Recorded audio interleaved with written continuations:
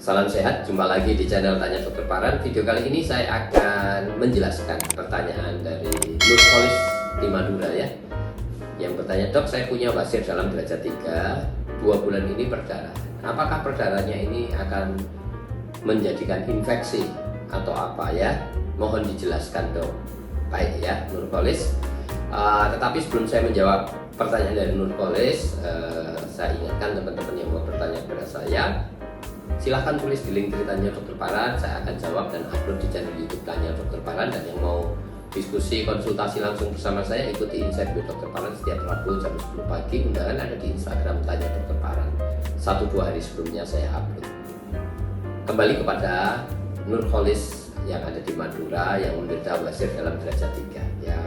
Selalu saya jelaskan basir dalam derajat 3 adalah basir yang kalau BAB keluar dan harus dimasukkan, ya itu derajat 3. Kalau derajat 2 kan habis BAB bisa masuk sendiri. Kalau derajat 3 harus didorong masuk, itu baru namanya derajat 3. Yang dalam 2 bulan ini perdarahan. Dan apakah perdarahan ini bisa menjadikan infeksi? Mohon penjelasannya. Ya, saya jawab biasanya tidak ya. Itu perdarahan biasa. Kita tahu yang namanya bantalan anus yang normal ada di anus kita itu ada 3. Kiri samping, kanan belakang, dan kanan depan. Kalau ini posisi kita baru terlentang ya, ada 3 ini. Kalau ini membesar dan melorot, yang harus dimasukkan berarti benjolan anal cushion-nya atau bantalan anusnya itu besar ya. Kita tahu seperti balon ya. Balon kalau kita tiup semakin besar semakin tipis dindingnya ya. Semakin membesar semakin tipis dindingnya yang akhirnya meletus ya. Demi juga anal cushion atau bantalan anus. Bantalan anus itu suatu jaringan yang isinya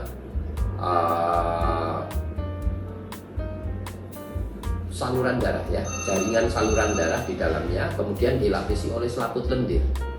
Kalau benjolannya besar, maka lapisan selaput lendirnya itu semakin tipis.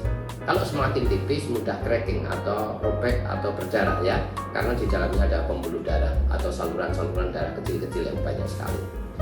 Jadi, apakah kalau perdarahan infeksi? Tidak. Perdarahan itu karena robekan di selaput lendirnya yang kemudian mengucur darah ya, yang biasanya akan stop sendiri. Oleh sebab itu kalau sedang berdarah tidak boleh di BAB-kan. Memang akan memberi kita sensasi mules seperti kepengen BAB, tapi begitu di BAB kan pasti berdarah. Oleh sebab itu walaupun mules, tahan dulu sehari itu supaya tidak memberi fasilitasi supaya tidak berdarah lagi, karena proses perdarahan akan stop sendiri dengan mengkerutnya saluran darah dan kemudian terjadi proses penjenderan darah di saluran darah yang robek lagi. Yang penting kita fasilitasi, kita tidak boleh pengejan atau mem-BAB-kan walaupun rasanya mules. Jelas ya, kalau itu berlangsung terus maka perlu dilakukan infrared coagulation atau juga skleroterapi atau dilakukan pengikatan di daerah yang berdarah.